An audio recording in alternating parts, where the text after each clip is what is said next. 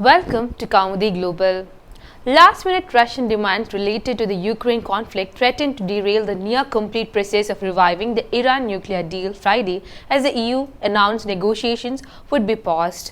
The EU's foreign policy chief Josep Borrell tweeted that the pause was due to external factors despite the fact that a final text is essentially ready and on the table. The current round of negotiations started in late November in the Austrian capital Vienna between Britain, China, France, Germany, Iran and Russia, with the US taking part indirectly. They had progressed most of the way towards the aim, the revival of the 2015 Joint Comprehensive Plan of Action, which began unraveling when former US President Donald Trump withdrew from the deal in 2018. The EU diplomat who has been chairing the talk, Enrique Mora, told reporters that delegations had got to the point of negotiating footnotes. He praised in particular the United States and Iran for their very constructive, very positive approach, adding that he hoped to see the talks resume very soon.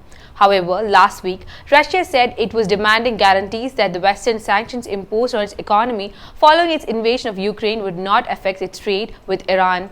As with the original JCPOA in 2015, Moscow had been expected to play a role in the implementation of any fresh deal, for example by receiving shipments of enriched uranium from Iran.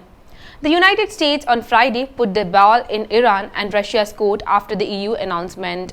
One EU source close to the talks said that Russia had at first made reasonable requests related to its civilian nuclear activities in Iran, but that they were then broadened outside the scope of the JCPOA. Another diplomat from one of the European parties to deal said that if the Russian bloc is confirmed to be definitive, we will be obliged to look at other options, adding that Moscow could not be allowed to take the deal hostage.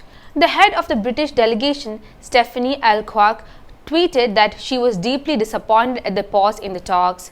The last-minute hitch must be resolved in the next few days, she warned, or else the agreement was likely to unravel.